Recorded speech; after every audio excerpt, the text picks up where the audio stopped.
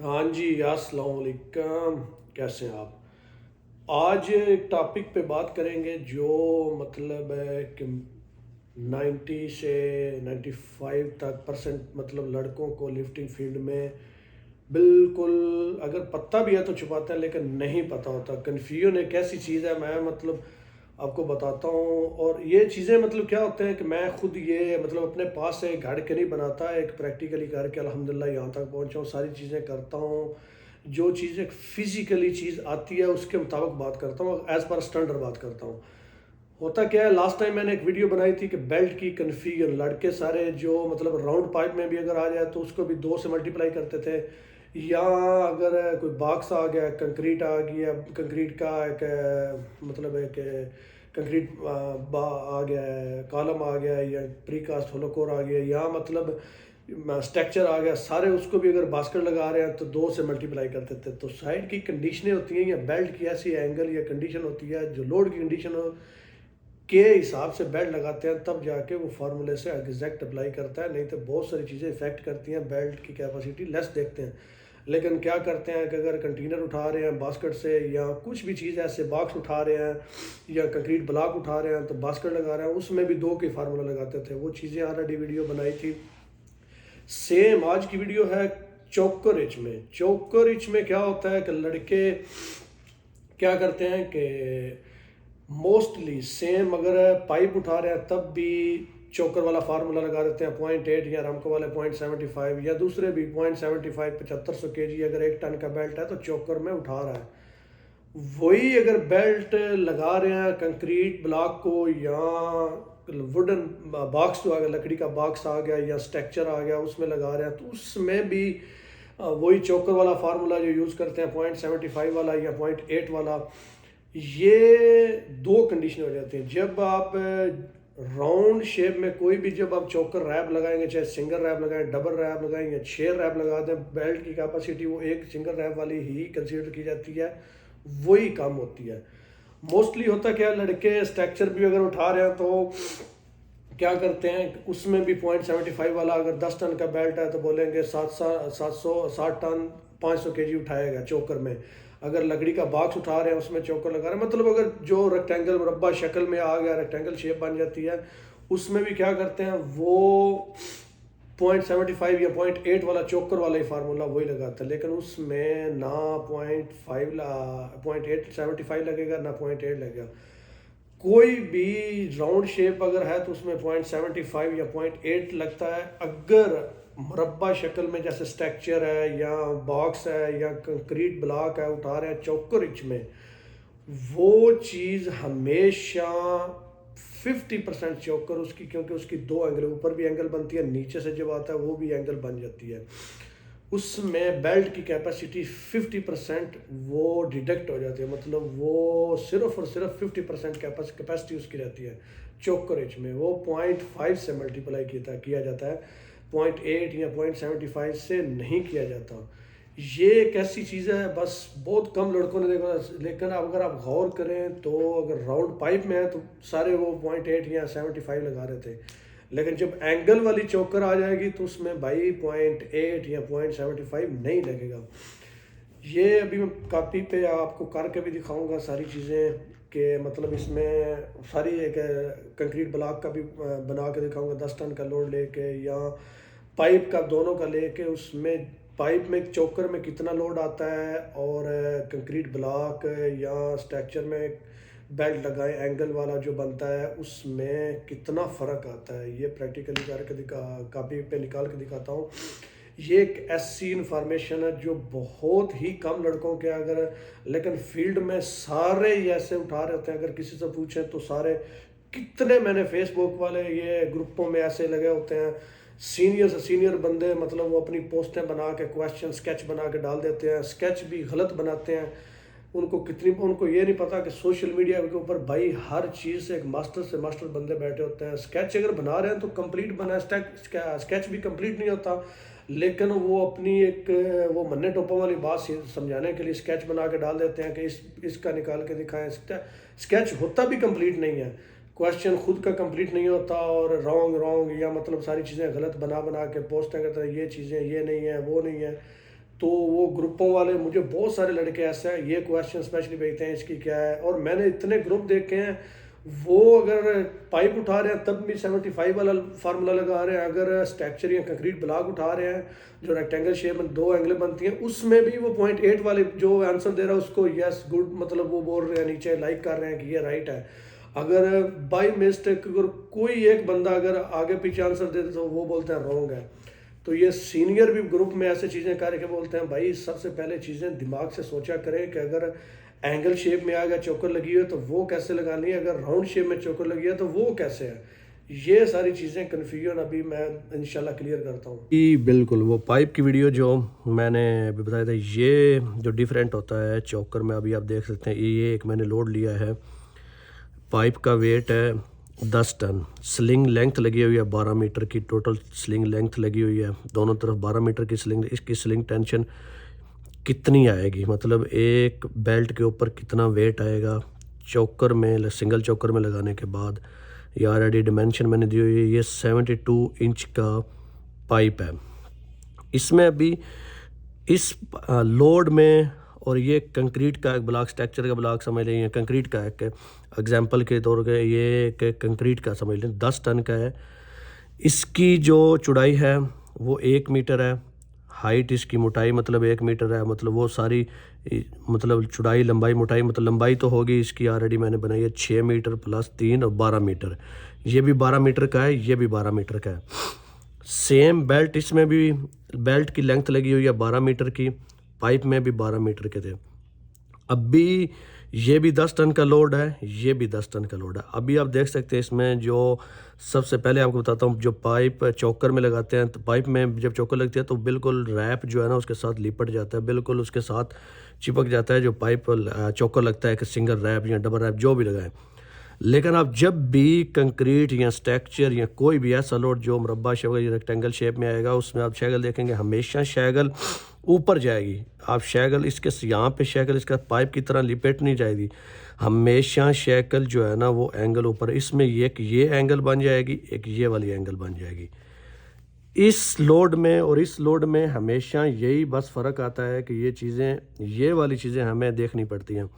सारे लड़कों ने क्या बस एक रीज़न डाला हुआ था, सारे लड़के क्या समझते हैं कि इस लोड में पाइप में या मुरब्बा शक्ल या रेक्टेंगल शेप जिसमें आती है, तो दोनों लोड में क्या करते हैं कि 0.5 मतलब जो लोड वाला फार्मूला चोकर वाला फार्मूला है कि 0.75 या 0.8 वही यूज़ करते हैं। इस दोनों में बहुत सारा फ़र्क है। इसमें बिल्कुल एंगल दूसरी बनती है, इसमें एंगल डबल बन जाती है। सबसे पहले हम लोग 72 इंच वाले पाइप में कितना बेल्ट इसमें लग रहा है। अगर 12 मीटर का बेल्ट लगा हुआ है तो इसमें चोकर में कितना बेल्ट आएगा, बाकी कितना बेल्ट बचेगा। और डिग्री, सब ने सुना हुआ डिग्री कैसे बनेगी, मतलब डिग्री, इसकी जो डिग्री आएगी ये वाली डिग्री, ये कितने एंगल पे बनेगी।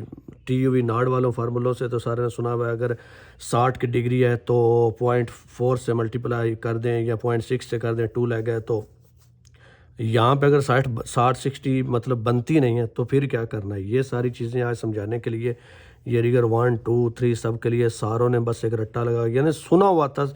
हम लोग भी स्टार्टिंग में यही समझते थे, लेकिन जब डीपली आप जाते हैं तो हमेशा चीज़ें सामने आती हैं। तो अभी इस चीज़ पे चलते हैं।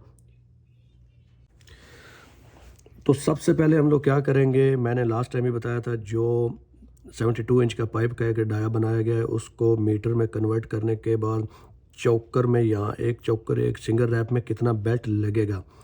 तो इसका तरीका क्या क्या है, डाया डिवाइड डायरेक्ट मीटर में कन्वर्ट करने के लिए mm में कन्वर्ट करने की ज़रूरत नहीं होती। 39.37 मल्टीप्लाई पाई का फार्मूला, कोई भी राउंड चीज़ है उसको खोलने के लिए, सीधा करने के लिए पाई का फार्मूला लगाया जाता है। तो आपका बन जाएगा 5.74, मतलब वही आप देखेंगे सिंपली 72 इंच डिवाइड 39.37 मल्टीप्लाई, ये आ गया, ये आपका बेल्ट आ गया। एक चौकर में बेल्ट लगेगा 5.7 मीटर, यानी 5.74 या 5.7 मीटर भी लग सकते हैं, 4 की ज़रूरत नहीं होती। तो ये आ गया आपका बेल्ट। अभी आपका चोकर में इतना बेल्ट लगेगा। टोटल बेल्ट की लेंथ थी 12 मीटर। तो 12 मीटर में आप माइनस कर दें, 12 माइनस आपका बाकी बेल्ट बचेगा 6.3। तो 6.3 हो गया आपका बेल्ट, एक हुक से लेके शैकल पॉइंट तक। बेल्ट ऊपर वाली लेंथ भी निकल गई, चोकर में कितना बेल्ट लगेगा वो भी निकल गया। उसके बाद तीसरी चीज़ आ गई, अभी निकालनी है कि हुक सेंटर में जब खड़ी होगी तो 4 मीटर का गैप था, एक शैकल से दूसरी शैकल लिफ्टिंग पॉइंट से दूसरे लिफ्टिंग पॉइंट तक 4 मीटर गैप था। तो जब हुक सेंटर में खड़ी होगी 2 मीटर होगा। सेम वही बूम लेंथ, बूम की डिग्री निकालने वाला फार्मूला आप माइंड में रखें। स्लिंग एंगल को, स्लिंग लेंथ को बूम मान लें, इस चीज़ को रेडियस मान लें। स्लिंग मतलब बूम जो आप समझते हैं, उसकी स्लिंग लेंथ कितनी आ गई हमारी, शिफ्ट, वो ये फार्मूला शिफ्ट देन जो है वो काज इन्वर्स वाला कितना था हमारा, यहाँ से यहाँ का गैप है 2 मीटर का, 2/6.3 मीटर। अभी आ जाएगी डिग्री, तो सिंपली 2/6.3, तो ये डिग्री आ गई, ये आपकी डिग्री आ गई 72। आप कंसिडर कर लें 72 की डिग्री आ गई। अब भी यहाँ पे बताएं, वो जो फार्मूले बुक्स वाले लगाते हैं कि अगर 2 लेग आ गया सिंगल या चोकर वाला बाद में लगाते हैं तो उसको 0.6 से मल्टीप्लाई करें, तो ये फिर ये चीज़ें होती हैं। ये चीज़ होती है डिग्री निकालने का तरीका, सिंपल। अब भी इसके बाद आ गया नंबर 4 वाला स्टेप। अभी नेक्स्ट स्टेप क्या है कि अभी हमारे पास डिग्री भी आ गई है, लोड भी हमारे पास पता चल गया। तो सिंपली आपने क्या करना है, आपका लोड है 10 टन, 10 डिवाइड साइन 72 डिवाइड चौकर का फार्मूला आप 75 लगाते हैं, तो ये टोटल आ जाएगा वेट, मतलब दोनों अभी एक स्लिंग पे निकालने के लिए आपका आएगा ये 7 टन का जो बेल्ट है ना, डिवाइड 75 चोकर वाला फार्मूला, तो डिवाइड डायरेक्ट इधर ही 2 कर देंगे, मतलब एक बेल्ट पे कितना वेट आएगा, 7 टन। 7 टन एक बेल्ट पे वेट आएगा। ये है सीधा सीधा राउंड शेप में जो हम लोगों ने चोकर का फार्मूला सुना हुआ है, इस पे अप्लाई होता है। और ये चीज़ आ गई, डिग्री निकालने का भी तरीका निकल गया, उसके बाद कितना वेट आता है वो भी निकल गया।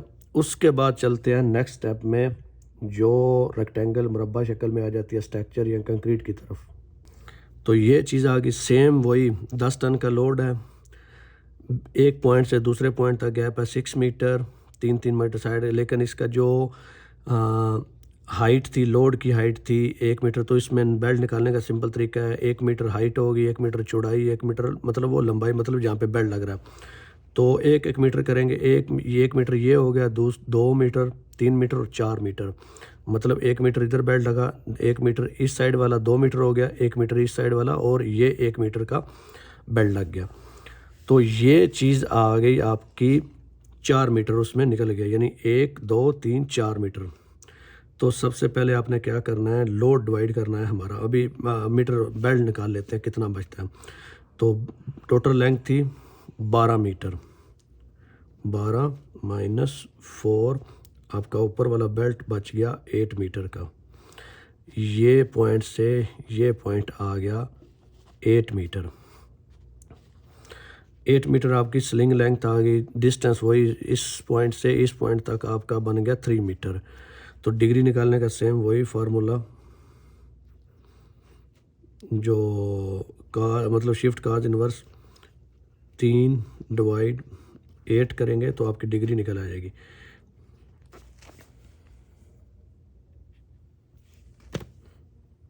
शिफ्ट काज 3 डिवाइड 8,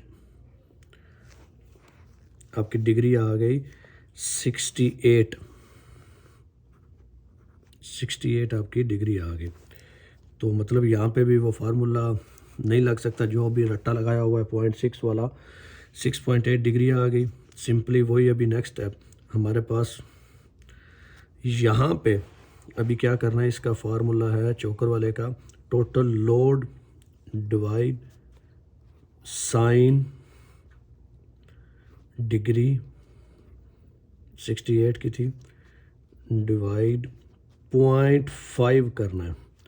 इस चीज़ को जब भी आ जाए आपने हमेशा 0.5 करना है, ना कि 0.75। 0.75 अप्लाई होता है इस चीज़ पे, राउंड शेप पे जो चोकर लगती है। लेकिन जब रेक्टेंगल मुरब्बा शक्ल में आ जाती है, चारों तरफ जब बेल्ट घूमने लगता है, एंगल डबल बनती है, तो उसमें बेल्ट की जो कैपेसिटी है वो 50% रिड्यूस हो जाती है। ठीक है, तो इसका फार्मूला है 0.5 करना है। उसके बाद डायरेक्ट आप इधर ही कर दें 2, तो एक बेल्ट के ऊपर कितना वेट आएगा अभी वो सिंपली वो निकल आएगा।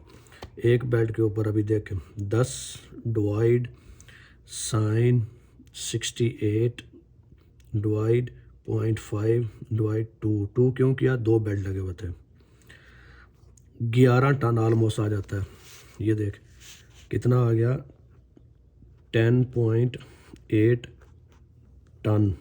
ये एक बेल्ट के ऊपर वेट आएगा, टेंशन जो बोलते हैं, टेंशन बोलते हैं या वेट कितना आएगा वो एक ही चीज़ है। एक बेल्ट के ऊपर इतना वेट आएगा इस शेप में। अभी आप खुद देख लें, ऊपर वाली शेप में जो वेट आया था वो मतलब चोकर में आप देख लें वेट आया था सेम लोड पे, सिर्फ एंगल थोड़ी बहुत चेंज हुई थी। अगर इसी एंगल में लेंगे फिर भी वही आ जाएगा। अभी इसी 68 वाली एंगल में वो वाला फार्मूला देते हैं, 10 डिवाइड 68 डिवाइड 0.75 डिवाइड 2, इस पे वेट आ रहा है 7.2 टन। लेकिन इस शेप में आपका वेट आ रहा है एक बेल्ट के ऊपर 10.8 टन टोटल, 68 डिग्री में भी और चोकर में भी। ये चीज़ होती है जो सबसे मेन इंपॉर्टेंट चीज़ समझने वाली चीज़ होती है। लेकिन सारों ने रट्टा लगाया होता है, सेंटर ऑफ ग्रेविटी सिखाओ, ये चीज़ें कभी किसी ने ध्यान ही नहीं दिया। ये चीज़ें मेन इंपॉर्टेंट होती हैं। अभी आ गई ये चीज़, लास्ट टाइम मैंने वीडियो बनाया था, वीडियो बना के जो बताया था, अगर राउंड शेप में आ गई, अगर आपका बेल्ट है 10 टन का तो राउंड शेप में सिंपल वो 20 टन उठाएगा। लेकिन डिग्रियां भी, जो डिग्री होती है वो भी कंसीडर की जाती है। अगर इस शेप में आ गया तो दो सारे इसी को भी 2 से मल्टीप्लाई करते थे। 10 टन लोड है तो सारे इसी को भी मल्टीप्लाई करते थे। लेकिन अगर ये बेल्ट अगर 10 टन का लगा हुआ है तो इस शेप में उसको 2 से नहीं 10 मल्टीप्लाई 1.4 टन से 1.4 से मल्टीप्लाई करते हैं तो ऑलमोस्ट वो 14 टन उठाता है। 14 टन किधर हो गया और 20 टन किधर हो गया, अगर 2 से करेंगे तो ये डिफरेंस होता है। ये प्लीज़ समझा करें।